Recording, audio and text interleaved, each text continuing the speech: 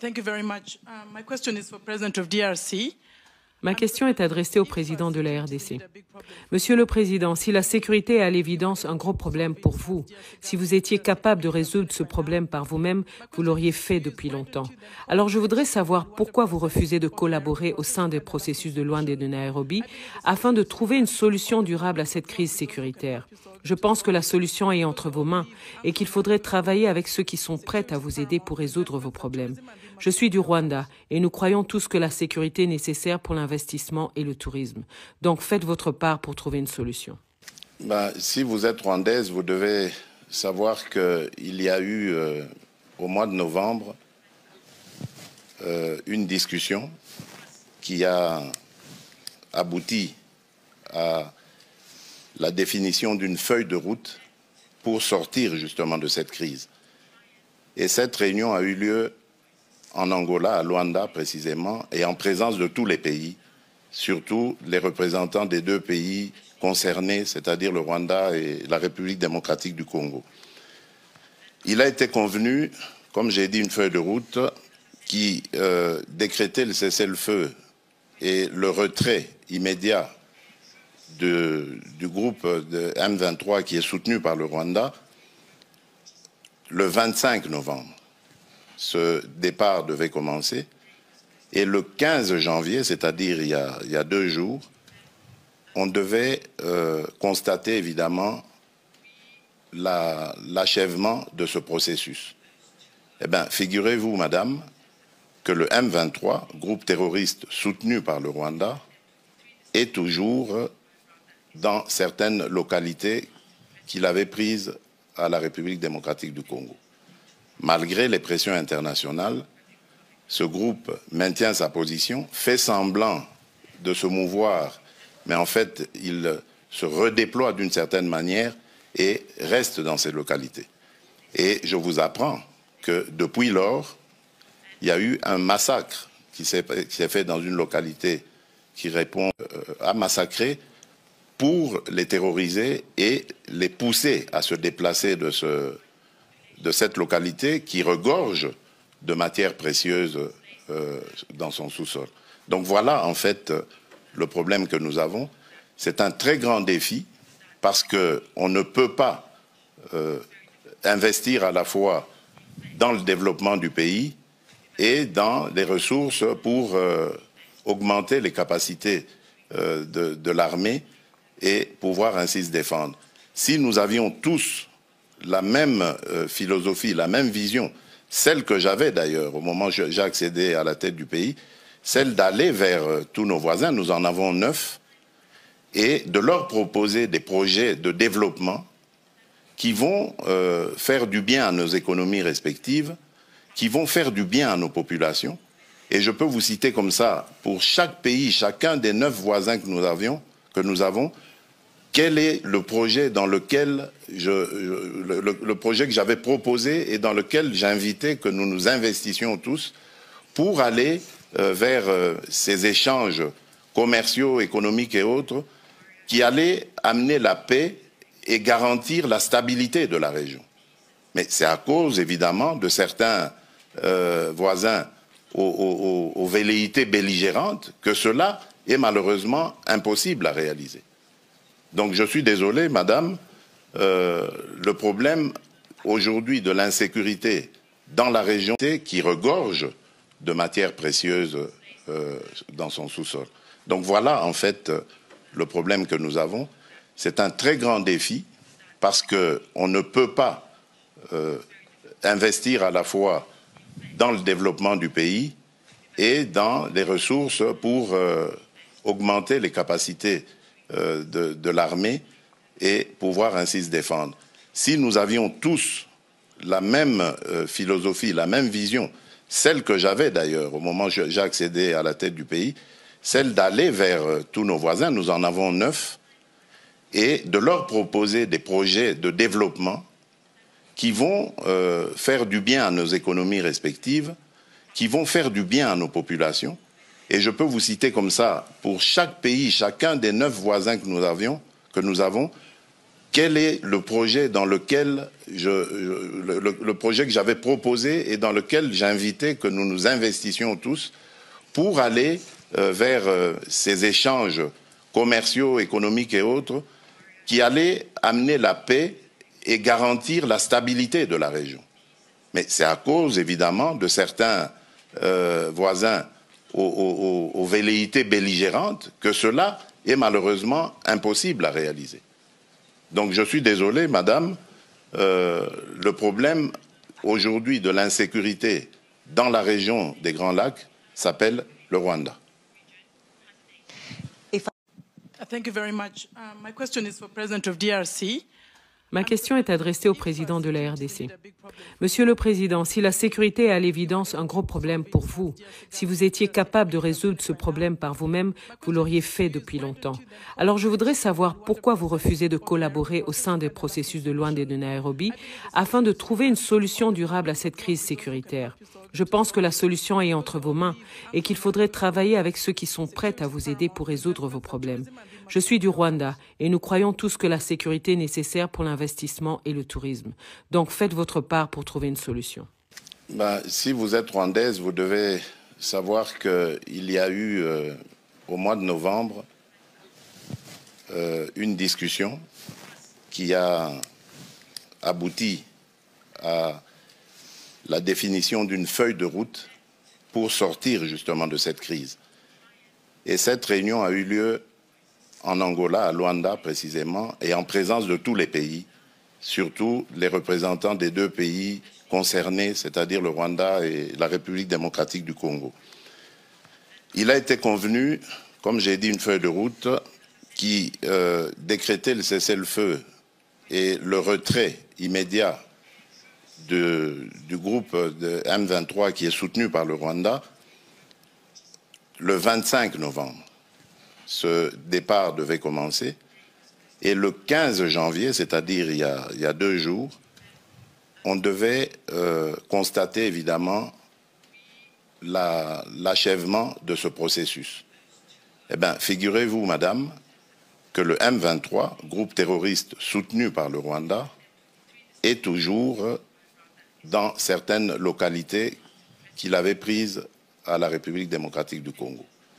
Malgré les pressions internationales, ce groupe maintient sa position, fait semblant de se mouvoir, mais en fait, il se redéploie d'une certaine manière et reste dans ces localités. Et je vous apprends que depuis lors, il y a eu un massacre qui s'est fait dans une localité qui répond à massacrer pour les terroriser et les pousser à se déplacer de cette localité qui regorge de matières précieuses dans son sous-sol. Donc voilà en fait le problème que nous avons. C'est un très grand défi parce qu'on ne peut pas investir à la fois dans le développement du pays et dans les ressources pour augmenter les capacités de l'armée et pouvoir ainsi se défendre. Si nous avions tous la même philosophie, la même vision, celle que j'avais d'ailleurs au moment où j'ai accédé à la tête du pays, celle d'aller vers tous nos voisins, nous en avons 9, et de leur proposer des projets de développement qui vont faire du bien à nos économies respectives, qui vont faire du bien à nos populations. Et je peux vous citer comme ça, pour chaque pays, chacun des 9 voisins que nous avons, quel est le projet dans lequel le projet que j'avais proposé et dans lequel j'invitais que nous nous investissions tous pour aller vers ces échanges commerciaux, économiques et autres qui allaient amener la paix et garantir la stabilité de la région. Mais c'est à cause, évidemment, de certains voisins aux velléités belligérantes que cela est malheureusement impossible à réaliser. Donc je suis désolé, madame, le problème aujourd'hui de l'insécurité dans la région des Grands Lacs s'appelle le Rwanda. Et le 15 janvier, c'est-à-dire il y a 2 jours, on devait constater évidemment l'achèvement de ce processus. Eh bien, figurez-vous, madame, que le M23, groupe terroriste soutenu par le Rwanda, est toujours dans certaines localités qu'il avait prises à la République démocratique du Congo. Malgré les pressions internationales, ce groupe maintient sa position, fait semblant de se mouvoir, mais en fait, il se redéploie d'une certaine manière et reste dans ces localités. Et je vous apprends que depuis lors, il y a eu un massacre qui s'est fait dans une localité qui répond au nom de Kishiché, d'une centaine de personnes, des innocents, que ce groupe a voulu massacrer pour les terroriser et les pousser à se déplacer de cette localité qui regorge de matières précieuses dans son sous-sol. Donc voilà en fait le problème que nous avons.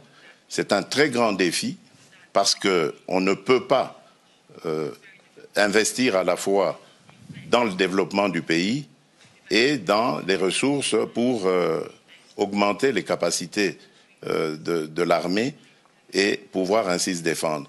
Si nous avions tous la même philosophie, la même vision, celle...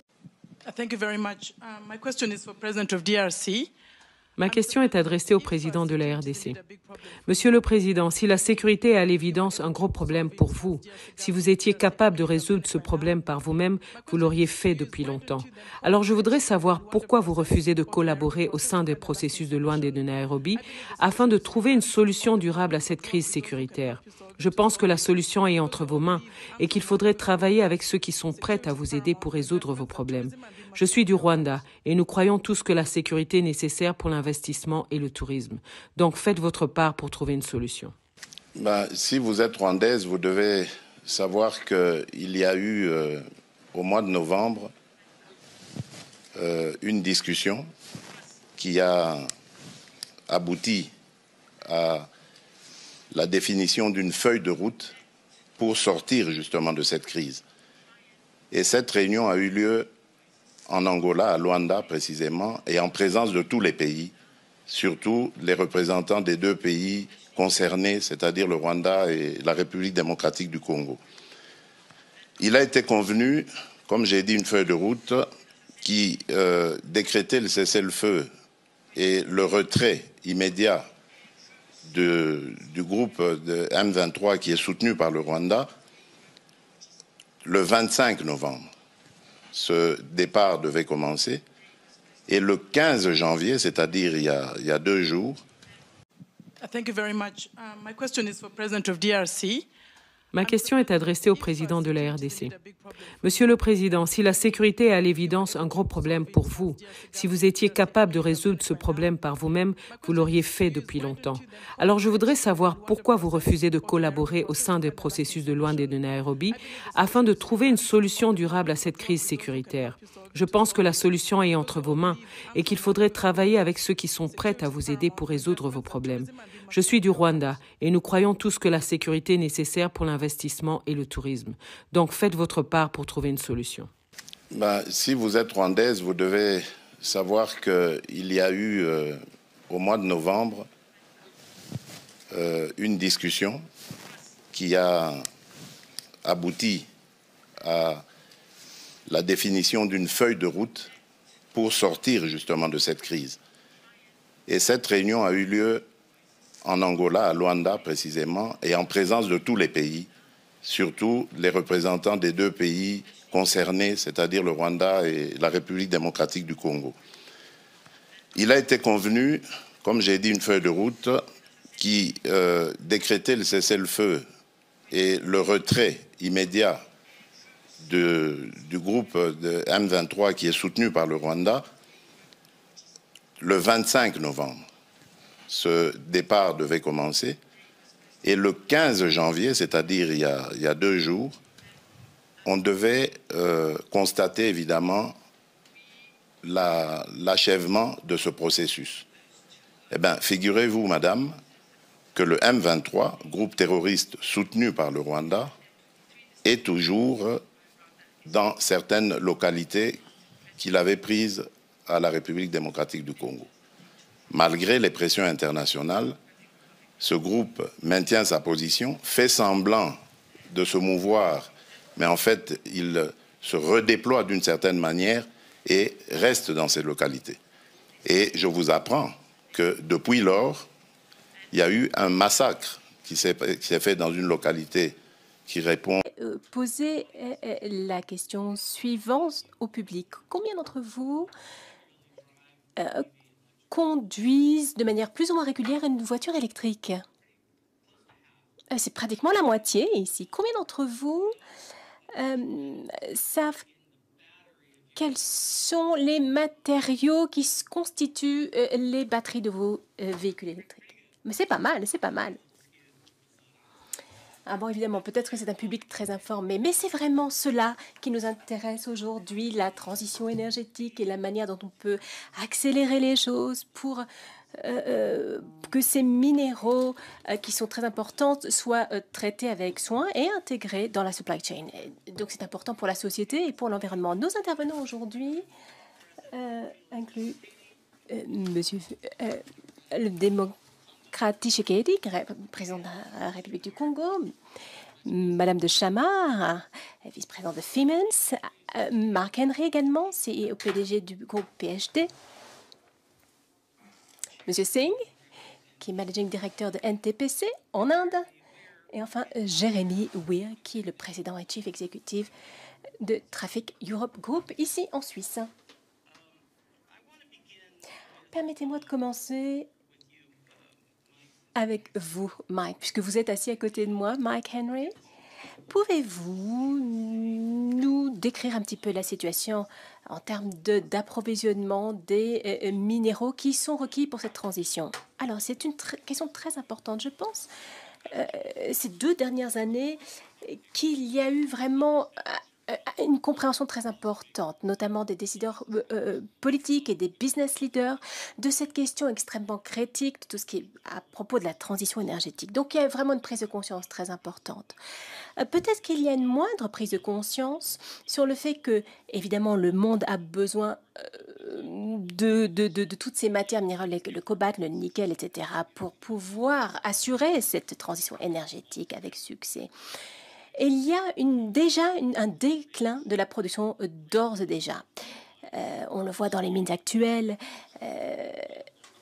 Et il y a évidemment également une hausse de la fourniture, mais qui va provenir de mines qui sont de plus en plus difficiles à trouver et qui sont plus petites. Donc, il y a beaucoup d'activités en termes de mines, mais il va falloir 2 fois plus de cuivre que par le passé. Pendant les 2 années à venir, il en faudra encore plus, également en termes d'acier. Donc, ces activités au niveau des mines vont être de plus en plus importantes que ce qui s'est passé par le passé. Donc, il va vraiment s'assurer que les choses sont faites avec durabilité. Sinon, tous ces défis en matière de transition énergétique vont véritablement créer un impact négatif sur l'eau, sur la biodiversité et sur les communautés locales, bien évidemment. Donc, il va falloir monter en cadence dans nos activités, mais le faire avec une demande beaucoup plus exigeante, un niveau d'exigence beaucoup plus fort pour créer plus de valeur pour tous ceux qui sont impliqués dans ces opérations et minimiser, bien sûr, les impacts négatifs sur la biodiversité, l'eau, etc.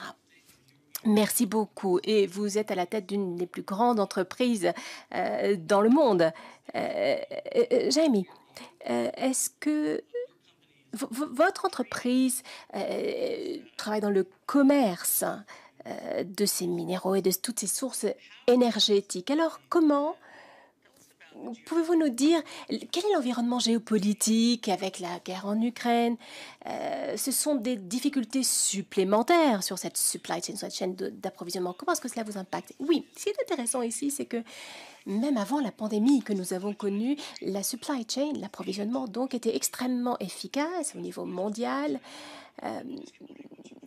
On traitait des prix des matières premières, mais avec la pandémie, on a vu qu'il y a eu des soucis, des restrictions notamment, et il était plus donc difficile de s'approvisionnement. Et puis la fragmentation au niveau de la supply chain mondiale est de plus en plus forte. Donc il y a de grandes difficultés, notamment du fait de la guerre en Ukraine, et on a vu le prix du pétrole avec des différences en fonction de la localisation. Et en termes de minéraux, eh bien, le marché est extrêmement fragmenté.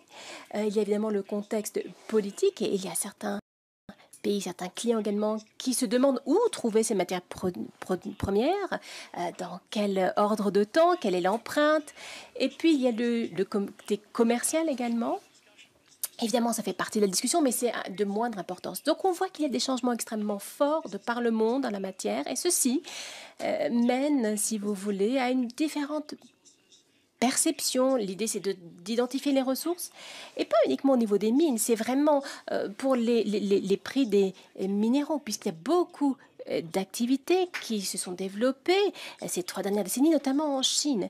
Donc certains pays disent, voilà, moi j'ai besoin de différencier mon approvisionnement, avoir accès à différentes ressources. Il y a les questions d'inflation également, notamment aux États-Unis, puisque on peut jouer sur les prix dans différents lieux. Donc encore une fois, les prix sont très fragmentés, il y a une moindre efficacité, et il y a cette question de transition énergétique qui rend la question au global beaucoup plus complexe. Monsieur le Président, Tshisekedi, votre pays est le plus grand fournisseur de cobalt par le monde.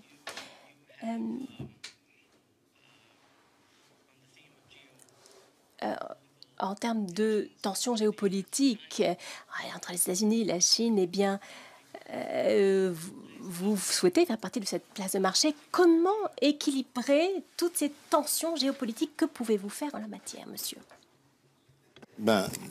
Merci d'abord pour l'invitation. Je crois que par rapport à toutes ces tensions, il n'y a qu'une seule réponse, c'est d'essayer de rester au milieu du village et d'être le partenaire, de développer des partenariats avec tous ceux qui viennent dans le cadre d'un partenariat gagnant-gagnant. Le grand défi que nous avons en République démocratique du Congo actuellement, malheureusement, il est sécuritaire. Nous devons arriver à rassurer les éventuels investisseurs du fait que leurs investissements seront sécurisés s'ils arrivent à le faire. Et donc, la difficulté en ce moment, tout le monde la connaît, c'est cette guerre qui nous est imposée injustement par le Rwanda, un pays voisin qui exploite nos minerais de manière illicite grâce justement à l'instabilité qu'il crée dans la région de l'Est du pays. Et c'est ça, en fait, le plus grand défi. L'attrait est là. Nous sommes en ce moment en train de beaucoup travailler sur la législation. J'ai pris à mon cabinet l'initiative de créer une cellule climat des affaires qui est en contact avec tous les investisseurs pour voir et accompagner leur cheminement à travers les partenariats que nous faisons. Mais évidemment, comme je l'ai dit, le grand défi reste sécuritaire.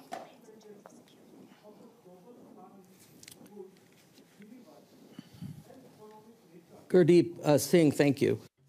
Merci beaucoup, Monsieur le Président. Gurdeep Singh, votre pays, l'Inde donc, est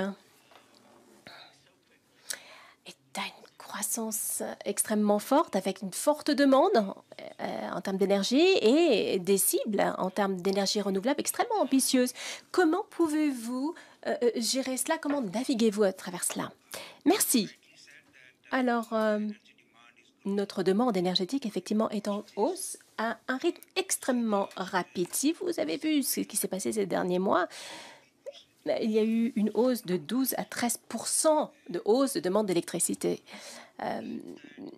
Alors, pour répondre à ce type de demande, eh bien, il est difficile de s'appuyer uniquement sur les énergies renouvelables pour assurer une viabilité de l'approvisionnement. Donc, il est important, comme cela a été dit par Jérémy, que la supply chain, donc l'approvisionnement, est extrêmement important. Si vous lancez un certain nombre de nouveaux projets dans les renouvelables, il est important d'avoir la bonne visibilité, la bonne viabilité et je dirais que ceci est géré par un certain nombre de pays, et il y a eu un certain nombre de situations un peu chaotiques, et qui cela a engendré un certain nombre de retards. Néanmoins, nous avons un plan extrêmement ambitieux pour avoir 500 gigawatts d'énergie renouvelable d'ici 2030. Aujourd'hui, nous avons 137 gigawatts d'énergie renouvelable. Donc, nous voulons aller de l'avant. Et là, il y a une très belle opportunité pour tous de devenir investisseurs et d'avoir des politiques extrêmement favorables à l'environnement. Des choses notamment en termes de sécurité, de paiement, de transmission. Et l'idée est d'assurer une transition facile à travers l'ensemble du pays. Donc, je dirais que l'ensemble du leadership chez nous est extrêmement concentré sur cette question, et nous allons faire tout notre possible pour atteindre les objectifs.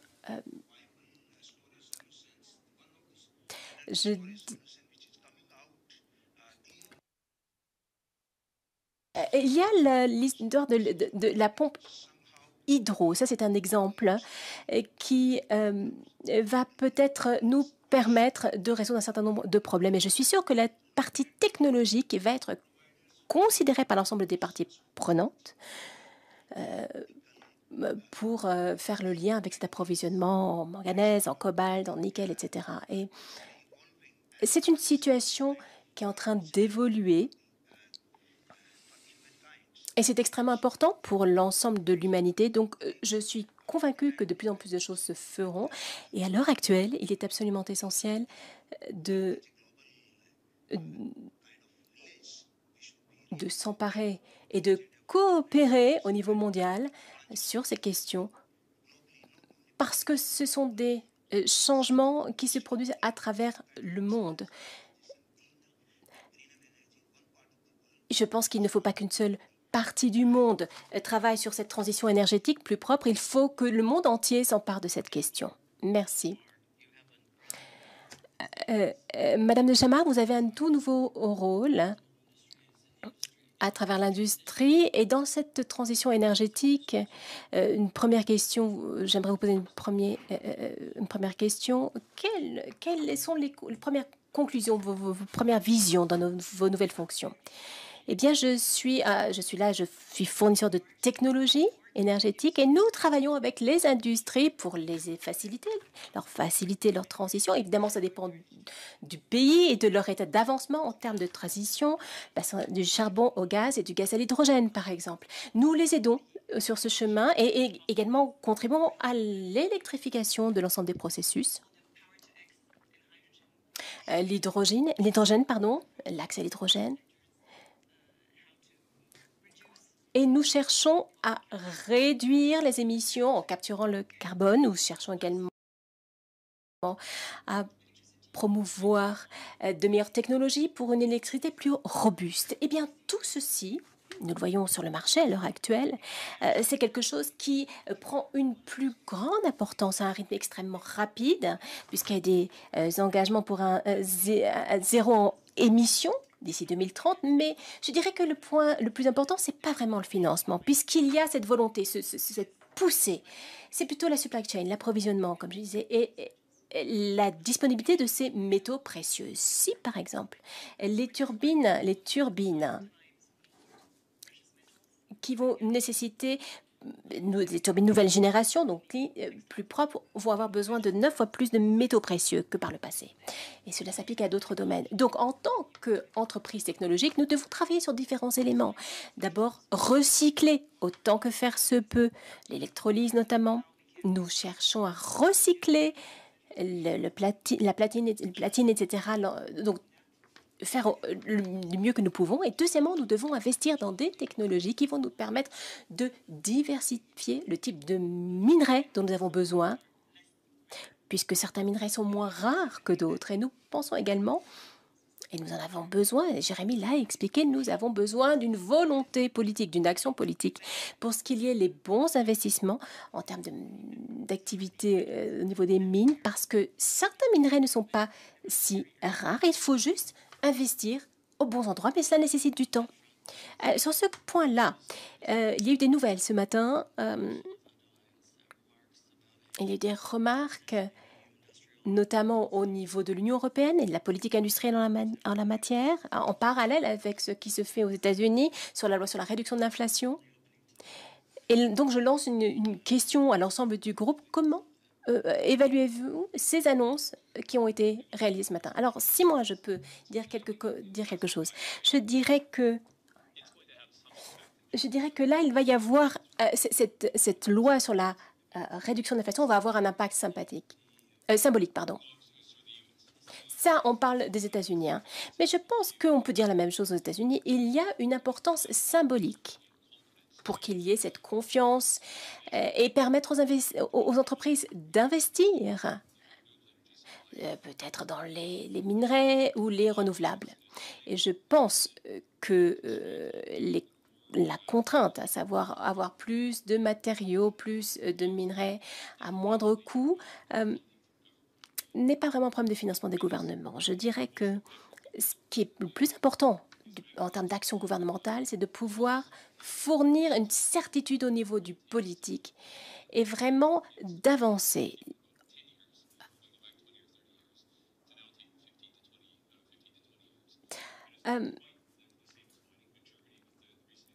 L'Allemagne a été un exemple récent de ce qui s'est fait en accélérant les choses. Donc, ce qu'il faut, c'est vraiment agir beaucoup plus vite, beaucoup plus profondément, beaucoup plus rapidement. Et ça, c'est vraiment une question de certitude fiscale, parce qu'il y a les capitaux. Donc, je pense que nous avons l'argent, il y a la volonté d'investir, mais les conditions doivent être améliorées pour permettre l'investissement plus rapide.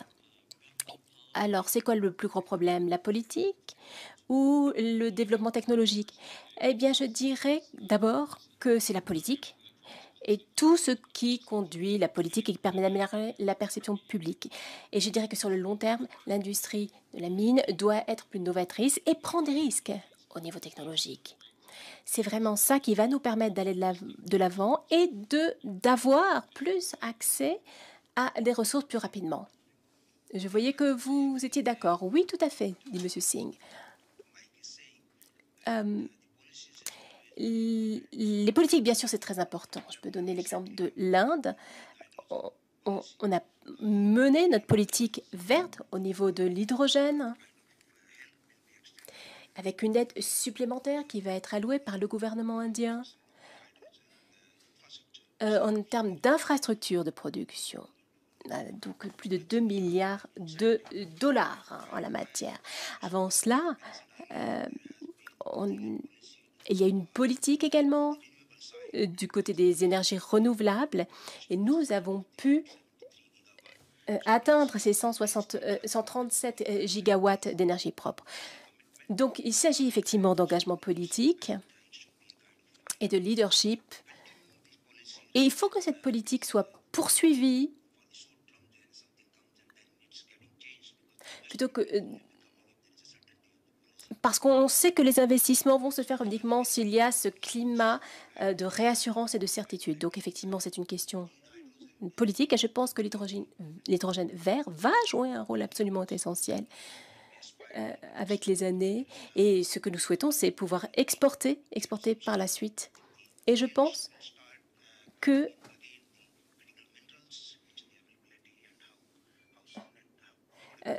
il faut qu'il y ait ces investissements et il faut que les éléments soient à un prix abordable. Monsieur le Président, ces dernières 20 années, l'Afrique a reçu uniquement 2% des investissements en termes d'énergie renouvelable, avec d'autres pays qui ont reçu la grande partie. Que faut-il faire, par conséquent, pour soutenir le développement de ressources propres en Afrique, en Congo, et agir avec rapidité et dans un esprit responsable? D'abord, je pense que nous devrions améliorer notre cadre institutionnel, notre bonne gouvernance et rassurer de plus en plus le partenaire. Ensuite, nous avons une politique qui définit, ça c'est déjà fait, l'exploration et l'exploitation. Donc c'est très important pour nous parce que, évidemment, ça permet aux partenaires de connaître toutes les étapes pour arriver justement à la production. À côté de cela, il y a toute l'exigence environnementale, on en a parlé ici. Il faut se conformer aux règles pour que l'impact environnemental ne soit pas négatif lorsque la production va se faire. Dans nos pays, il y a encore, à cause de la pauvreté, malheureusement, certains dérapages, certains modes de vie qui fait qu'on retrouve des enfants, des femmes enceintes dans ces activités-là. Nous sommes en train de faire beaucoup d'efforts pour extirper tout ce monde de ces activités et de les mettre ailleurs. Et il y a une exigence aussi que nous mettons dans le partenariat, c'est à demander aux partenaires d'avoir une considération pour les retombées sociales de ces activités. Donc, j'entends par là, à côté de ces activités, il a l'obligation de construire des écoles, des hôpitaux et bien des choses qui concourent à l'amélioration du quotidien de la vie des communautés dans lesquelles les activités se font.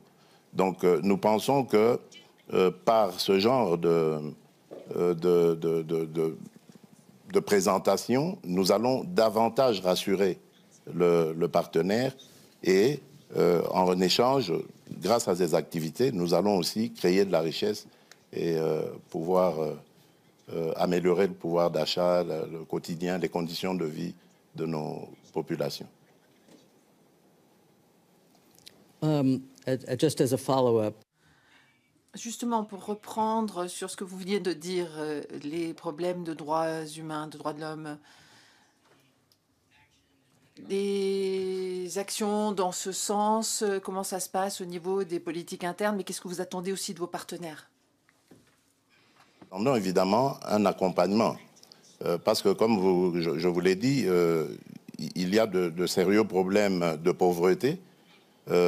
Pour cela, donc, les familles sont obligées de faire travailler des femmes, des enfants, et nous attendons évidemment de ces partenariats que nous créions, que ça nous apporte des solutions pour créer des activités qui pourront permettre de sortir justement cette catégorie de la population de ces activités-là.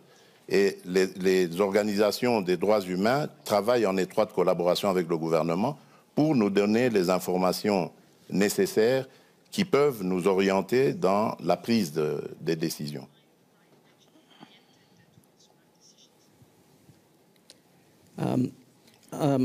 Mike Henry, Mike Henry, vous avez dit qu'on a besoin d'innovation, technologie minière par exemple.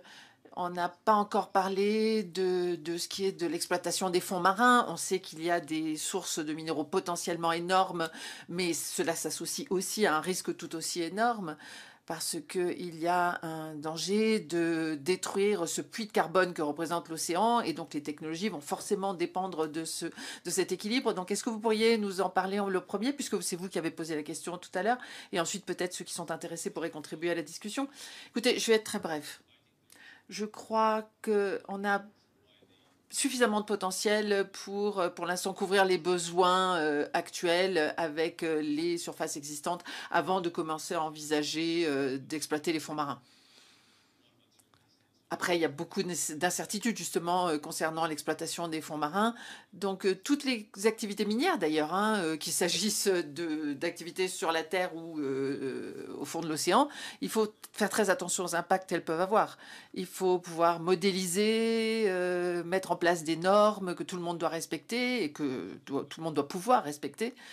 Et il faut absolument éviter des impacts négatifs volontaires ou involontaires.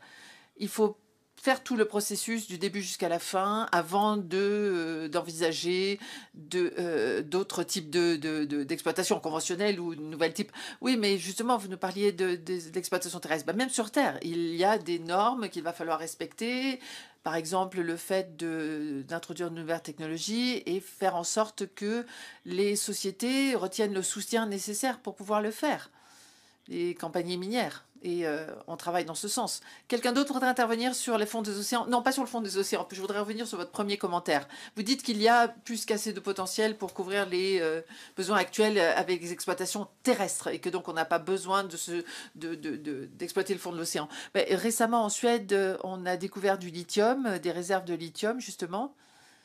Et c'est un excellent exemple qui nous montre qu'on a peut-être d'énormes gisements dans des pays et on n'en est même pas informé, on n'est pas au courant.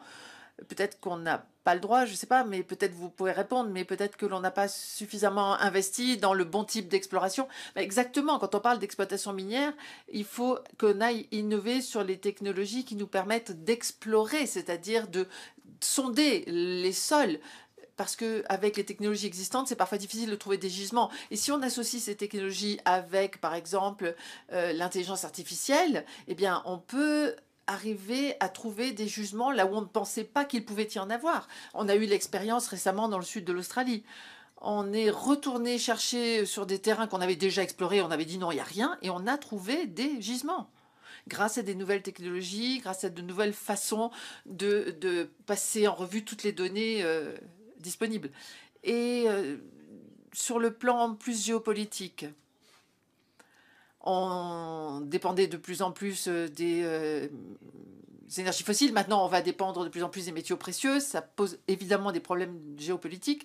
On disait tout à l'heure que la Chine contrôle 50% de la chaîne d'approvisionnement sur les minéraux nécessaires pour les batteries. Et on sait qu'ils travaillent depuis longtemps pour s'assurer qu'ils ont les bons minéraux, la bonne chaîne d'approvisionnement pour les métaux dont ils ont besoin, qu'ils ont investi dans des projets en Amérique latine, en Afrique et ailleurs, pour pouvoir justement avoir un bon contrôle sur les exploitations minières. Est-ce que c'est quelque chose sur lequel vous souhaiteriez intervenir? Vous avez peut-être quelque chose à dire, justement, sur la façon dont les pays doivent s'approprier ce risque géopolitique? Il y a une chose qui est certaine. Quand on n'a pas de ressources, il faut en trouver. Et parfois, ces ressources sont dans des environnements difficiles d'accès, comme le disait le président.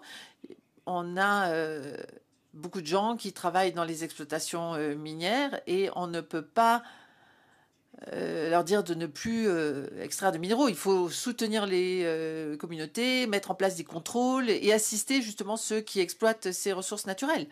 Et cela aura des impacts massifs sur les communautés, sur les populations locales. Et des nouvelles technologies que nous devons essayer d'exploiter ne pourront pas être utilisées sans qu'on se rende compte du fait qu'il y a quand même des populations locales dans certaines régions et qu'il faut en tenir compte. Et le marché international doit comprendre que ces minéraux, ces métaux ont un impact sur le développement local et leur mise sur le marché. Le président l'a dit, nécessite un travail avec des partenaires.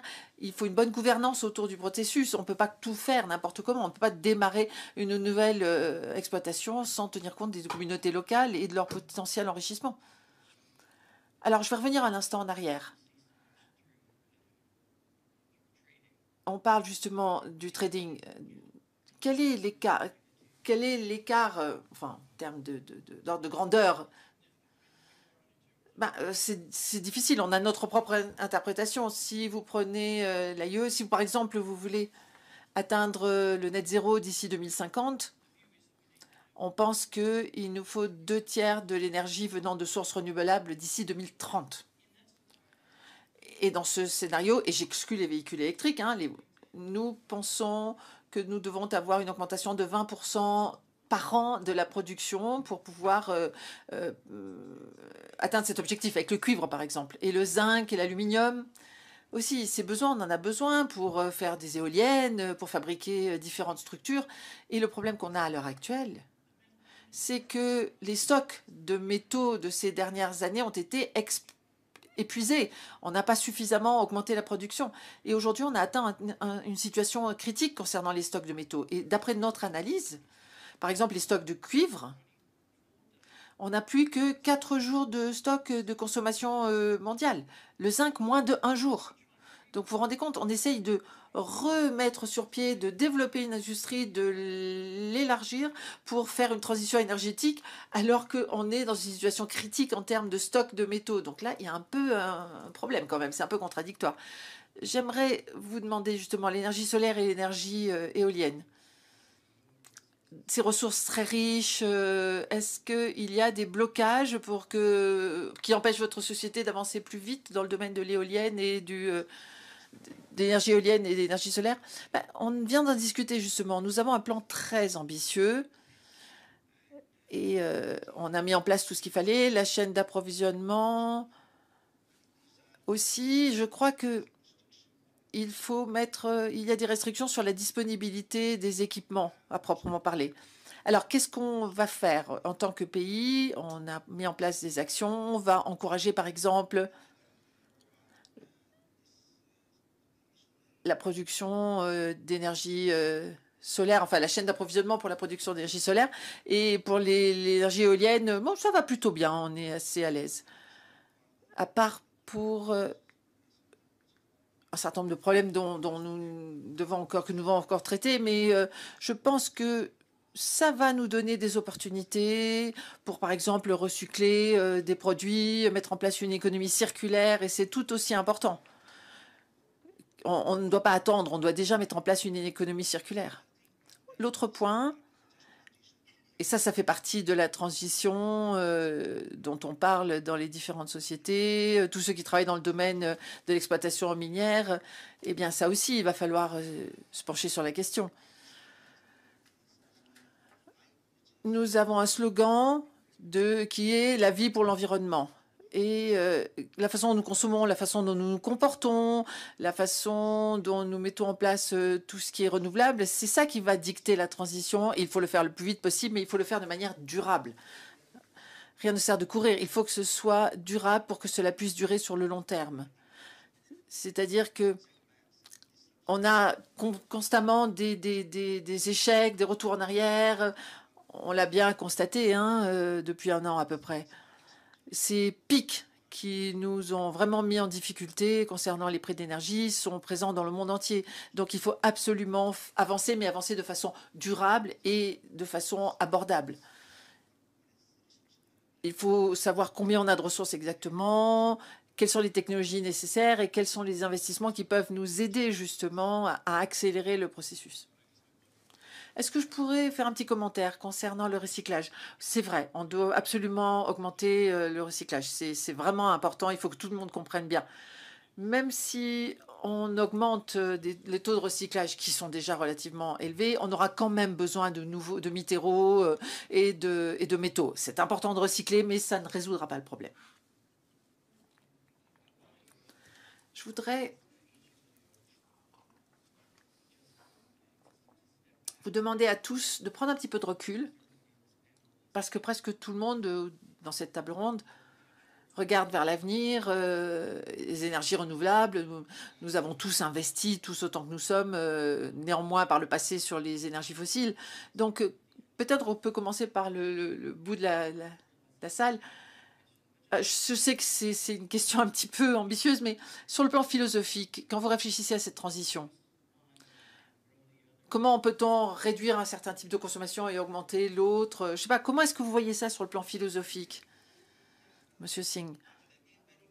Encore une fois, un point très important.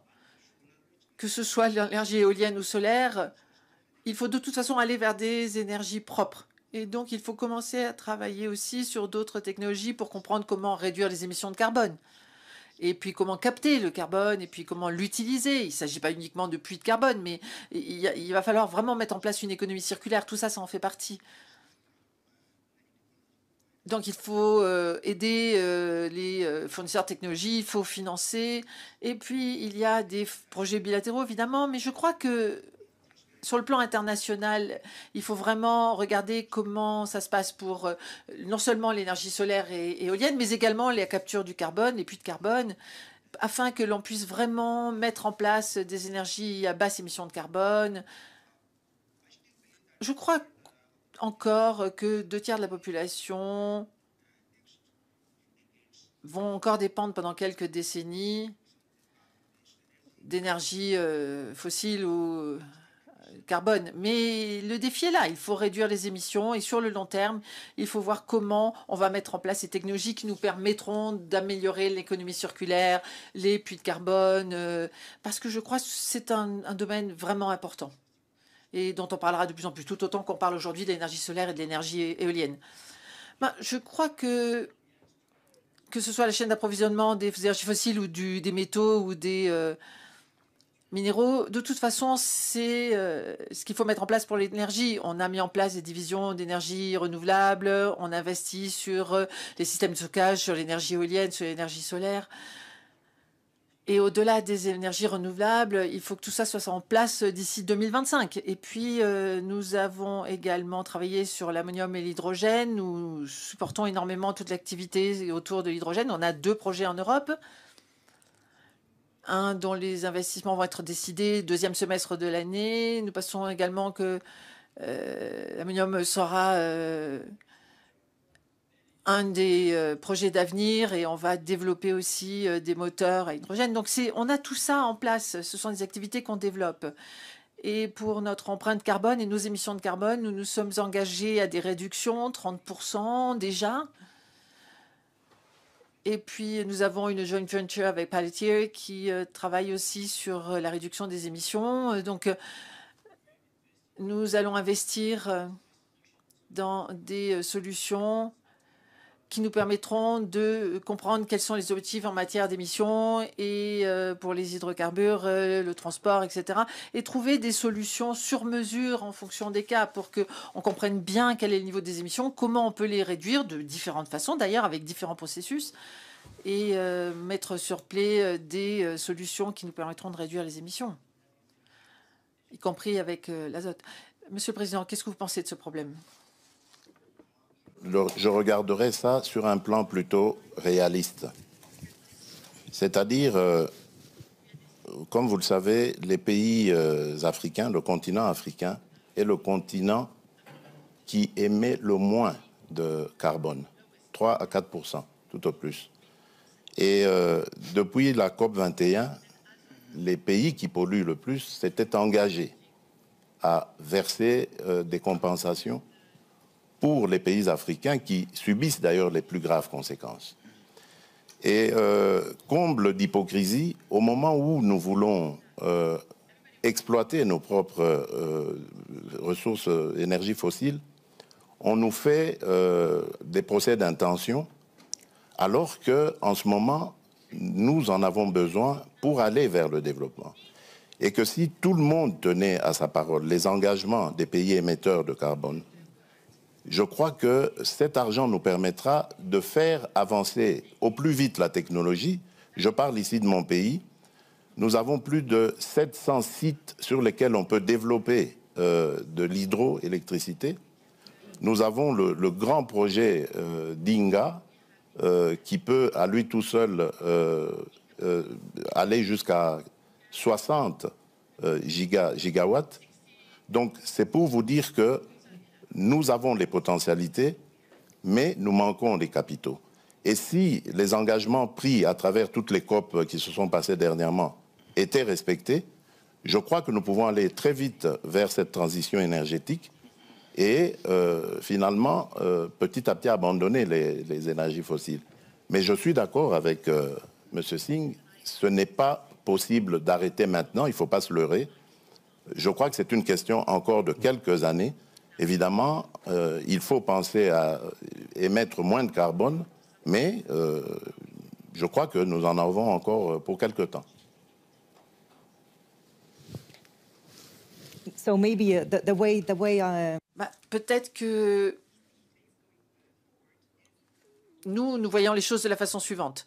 Côté énergie renouvelable, nous savons que les énergies renouvelables vont se développer considérablement. On l'a vu au Moyen-Orient, on l'a vu en Asie, par exemple. 10 à 30, ils ont pensé de multiplier leur production d'énergie renouvelable 10 à 30 fois dans les années à venir. Et l'énergie nucléaire va devoir continuer à exister. Si on ne fait rien aujourd'hui, Enfin, je m'entends. La capacité d'énergie nucléaire, c'est le deuxième volume en termes de production d'énergie à basse émission de carbone après l'énergie hydraulique. Donc, si on ne fait rien, ça va tomber à un tiers. Et je crois qu'il va vraiment qu'on investisse, il va falloir qu'on investisse sur les centrales nucléaires parce que ça va nous donner de l'énergie pour certains pays. Ce sera aussi une source pour fabriquer l'hydrogène. Donc, on va devoir investir sur les centrales nucléaires. Nous croyons beaucoup à l'hydrogène. Ça, on en parlait tout à l'heure et c'est vrai, nous y croyons aussi.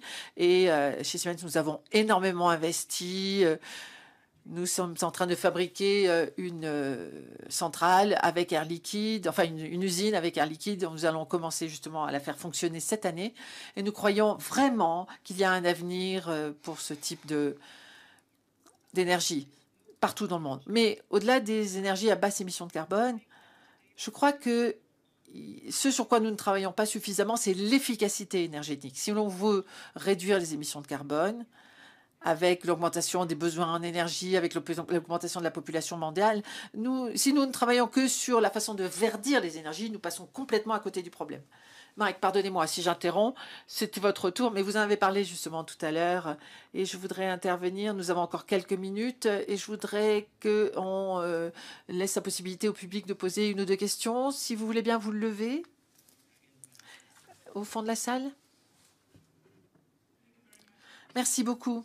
Ma question pour le président de la République du Congo. Si la sécurité est un problème pour vous, et de toute évidence, si vous pouvez, si vous aviez pu résoudre le problème, vous l'auriez déjà fait. Donc, question, pourquoi est-ce que vous ne collaborez pas avec le processus de Nairobi ou avec le Rwanda pour trouver une solution? Je crois que la solution, vous l'avez entre les mains. Mais il y a peut-être des gens qui peuvent vous aider. Moi, je suis rwandaise et je pense que la sécurité est absolument essentielle pour les investissements et pour le tourisme aussi. Vous devez savoir qu'il y a eu, au mois de novembre, une discussion qui a abouti à la définition d'une feuille de route pour sortir justement de cette crise. Et cette réunion a eu lieu en Angola, à Luanda précisément, et en présence de tous les pays, surtout les représentants des deux pays concernés, c'est-à-dire le Rwanda et la République démocratique du Congo. Il a été convenu, comme j'ai dit, une feuille de route qui décrétait le cessez-le-feu et le retrait immédiat du groupe de M23 qui est soutenu par le Rwanda le 25 novembre. Ce départ devait commencer. Et le 15 janvier, c'est-à-dire il y a 2 jours, on devait constater évidemment l'achèvement de ce processus. Eh bien, figurez-vous, madame, que le M23, groupe terroriste soutenu par le Rwanda, est toujours dans certaines localités qu'il avait prises à la République démocratique du Congo. Malgré les pressions internationales, ce groupe maintient sa position, fait semblant de se mouvoir, mais en fait, il se redéploie d'une certaine manière et reste dans ces localités. Et je vous apprends que depuis lors, il y a eu un massacre qui s'est fait dans une localité qui répond au nom de Kishiché, d'une centaine de personnes, des innocents, que ce groupe a voulu massacrer pour les terroriser et les pousser à se déplacer de cette localité qui regorge de matières précieuses dans son sous-sol. Donc voilà en fait le problème que nous avons. C'est un très grand défi parce qu'on ne peut pas investir à la fois dans le développement du pays et dans les ressources pour augmenter les capacités de l'armée et pouvoir ainsi se défendre. Si nous avions tous la même philosophie, la même vision, celle que j'avais d'ailleurs au moment où j'ai accédé à la tête du pays, celle d'aller vers tous nos voisins, nous en avons 9, et de leur proposer des projets de développement qui vont faire du bien à nos économies respectives, qui vont faire du bien à nos populations, Et je peux vous citer comme ça, pour chaque pays, chacun des 9 voisins que nous avons, quel est le projet dans lequel le projet que j'avais proposé et dans lequel j'ai invité que nous nous investissions tous pour aller vers ces échanges commerciaux, économiques et autres qui allaient amener la paix et garantir la stabilité de la région. Mais c'est à cause, évidemment, de certains voisins aux velléités belligérantes que cela est malheureusement impossible à réaliser. Donc je suis désolé, madame, le problème aujourd'hui de l'insécurité dans la région des Grands Lacs s'appelle le Rwanda. If I may just add a short point. Si je peux intervenir très rapidement sur ce sujet d'une énergie, une transition énergétique juste entre les pays développés et les pays en développement, pour revenir sur les idées qui ont été soulevées tout à l'heure. Certains des pays qui ont des ressources précieuses, des minéraux précieux, sont des pays en développement. Et certains ont justement des initiatives de localisation que je trouve très intelligentes. C'est-à-dire que non seulement ils vont exploiter ces ressources minières, mais ils transfèrent la fabrication dans le pays pour que justement les batteries, par exemple, soient fabriquées dans le pays afin que le pays puisse bénéficier du travail fait par ces sociétés qui exploitent les mines.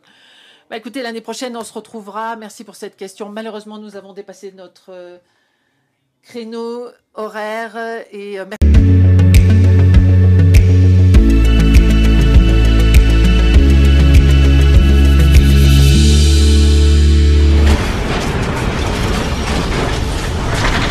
Ma Mission TV, le miroir du monde.